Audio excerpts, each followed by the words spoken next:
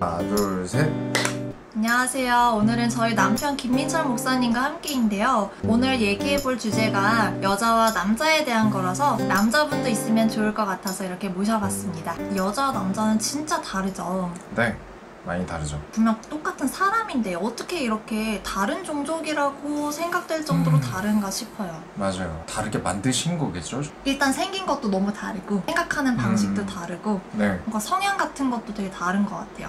일단 우리 목사님이 남자니까 남자분의 생각을 좀 듣고 싶거든요. 목사님이 생각하시기에 남자는 어떤 특징이 있어요? 조심성이 좀 덜한 편인 것 같긴 하죠. 위험한 일도 그렇고 아이를 맡기면 안 되는 이유 이런 거 영상 돌아다니는 거 보면 납득할 수 있는 것 같아요. 물론 당연히 케이스 바이 케이스겠지만 그쵸. 전체적으로는 와일드한 성향을 가지고 있는 것 같아요. 저희 동생도 어렸을 때 놀다가 양쪽 팔 한 번씩 다 부러졌었거든요. 한 번은 놀이터에서 그 구름다리 같은 데서 떨어져서 팔 부러지고, 그 다음에는 레슬링 하다가 또 다른 쪽 팔 부러지고. 레슬링도 스포츠 레슬링이 아니라 놀다가 그쵸 놀다가 되게 전문적인 거 하나가 부러진 것처럼. 여자 입장에서는 남자분들이 아무래도 좀 단순하게 느껴져요. 이 단순하다는 게 안 좋게 단순하다는 게 아니라 뭔가 어떤 목표가 있으면 목표를 향해서 가는 과정에 있어서 일관적으로 직진하는 경향이 있고, 선택을 하거나 의사결정을 내릴 때에도 복잡하게 생각하지 않고 결정을 내리는 경향이 있는 것 같아요. 이런 부분에 있어서는 장점일 수 있는 것 같아요. 이게 뇌과학에서 밝혀진 건데요. 뭔가 똑같은 활동을 할 때 여자는 좌뇌하고 우뇌를 다 사용하는 경향이 있고, 남자는 그 활동에 관련된 뇌 영역만 사용을 하는 경향이 있대요.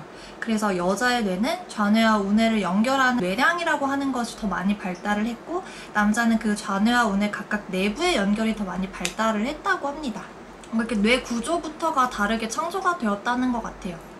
그냥 경험적인 면에서 봤을 때는 집단에 대한 이해도는 남자 쪽이 좀 더 있었던 것 같아요. 이 집단이 운영되고 있는 것에 대해서 잘 이해를 못하더라도 이렇다라고 설명을 해주면 납득을 좀 하는데, 그런 면에서 확실히 사역하는 목회자 입장에서는 남자분들이 조금 더 편해지는 건 사실인 것 같아요. 지금 필요한 걸 얘기하거나 아니면 좀 더 개선되어야 될 점을 얘기했을 때 서로 이해가 좀 더 잘 되는 것 같아요. 잘 받아들인다, 집단을 위해서. 그렇죠. 이게 통계 결과로도 나온 건데 남자가 여자에 비해서 집단주의 성향이 더 강하다는 결과가 있더라고요. 자, 그러면 여자의 특징은 뭐가 있을까요? 예쁜 걸 좋아한다.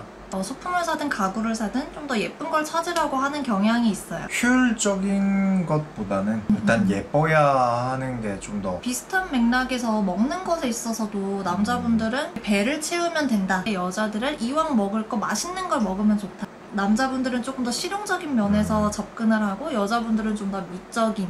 그리고 또 분위기에 약하다는 건 있는 것 같아요. 맞아요. 분위기에 좀 약하죠. 좀 목적에 맞춰 가기보단 분위기에 좀 주변에 많이 이렇게 움직이는 것 같다. 그리고 여자의 가장 큰 특징 중 하나는 공감 능력이죠. 그렇죠. 공감 능력 정도가 아니라 공감 선행 수준이죠. 공감을 위해서 산다. 네. 일단 공감해주고 생각하는 맞아요. 공감 선행에 가깝다고 저는 생각을 해요. 맞아요. 공감 능력이 높기 때문에 여자가 겪는 감정들도 더 많아요. 왜냐하면 살면서 우리가 여러 가지 사건들을 보고 겪잖아요. 근데 그 사건들을 보고 겪을 또 남자들보다는 거기서 감정의 영향을 많이 받죠. 그리고 또 매달 호르몬의 변동도 확실히 감정에 영향을 주기 때문에 남자들에 비해서 상대적으로 많은 감정을 좀 더 자주 느낀다. 자주 느낀다.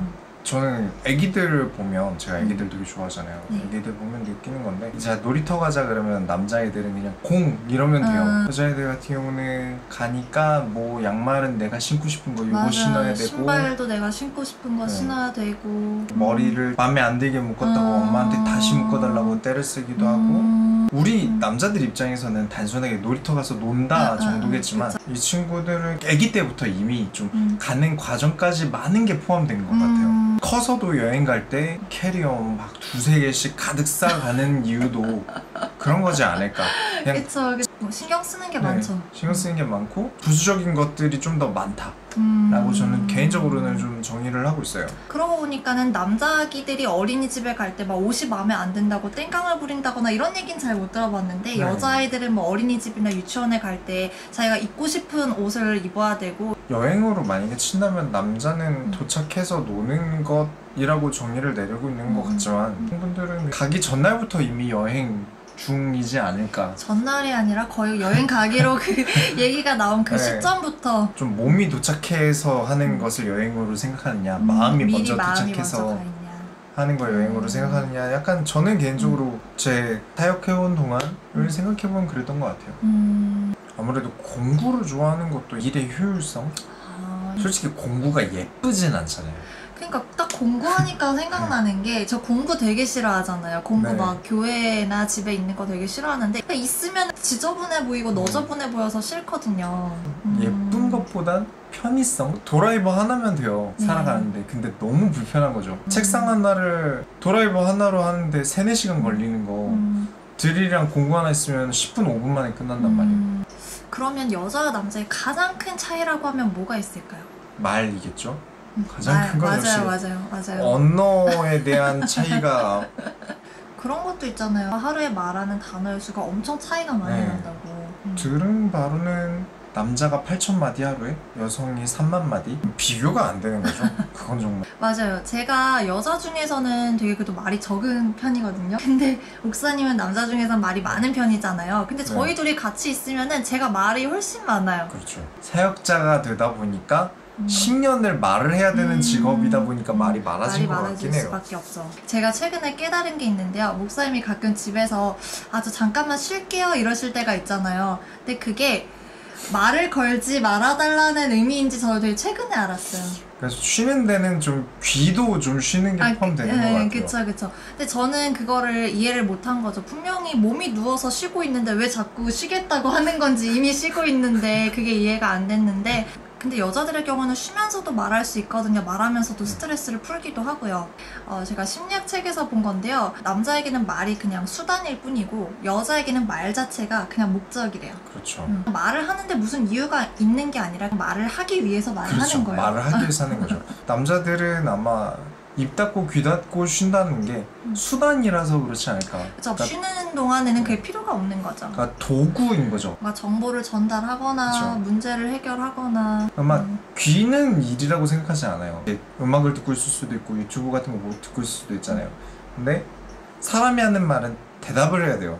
그쵸. 생각하고 대답을 그래서 해야죠. 그것도 생각 없이 대답하면 안 되고. 그쵸. 생각 없이 대답하면 안 그래서 되나요? 생각을 하고 대답을 해야 되니까 이것도 하나의 일이 돼버리는 거겠죠, 남자들한테.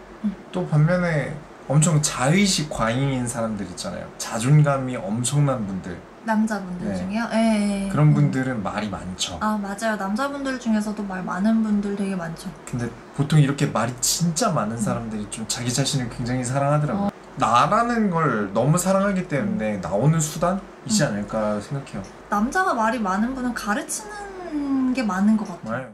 그리고 네. 과학적으로도 이거는 밝혀진 건데 언어를 담당하는 뇌의 영역이 여자가 훨씬 더 많이 발달을 해 있고 그리고 언어와 관련된 신경세포가 여자는 엄청 빽빽하게 들어차 있다고 해요. 장점인 거죠. 이게 장점이 될 수 있나요? 그 언어를 가르치시는 선생님들 그런 분들을 뵙고 들은 얘기인데 여자분들이 좀 더 그 나라 발음에 가깝게 빨리 배운다고 그래요? 하더라고요. 물론 사람마다 다르겠지만 그쵸. 거진 그렇다라고 선생님들한테 들었습니다. 물론 개인차가 있어요. 다 남자든 여자든 다 각각에 대해서 개인차가 있는데 이제 저희가 얘기하는 거는 그 각각의 성별의 이제 평균적인 차이점을 얘기를 하는 거죠. 그리고 또 남자는 평균적으로 여자들보다 말이 적은 편이기는 한데 또 뭔가 힘든 일이 있거나 하면은 말을 더 안 하는 것 같아요. 네, 맞아요. 왜 그런 거죠? 짐이라고 생각을 하는 것 같아요.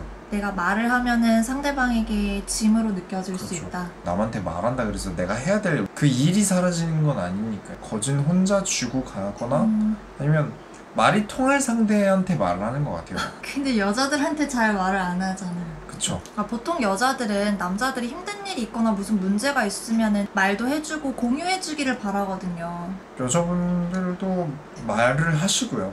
힘든 일 있으면 바로 얘기하잖아요. 오늘 직장 상사가 뭐 있었는지. 그쵸. 여자들은 말을 해서 풀어야 되니까. 네. 그래서 이 남자도 나한테 그렇게 좀 오픈을 해줬으면 좋겠는데 남자들은 오히려 말을 안 하는 거죠. 남자들은 그렇다고 해요. 그 말을 들으면 책임감이 붙게 돼요.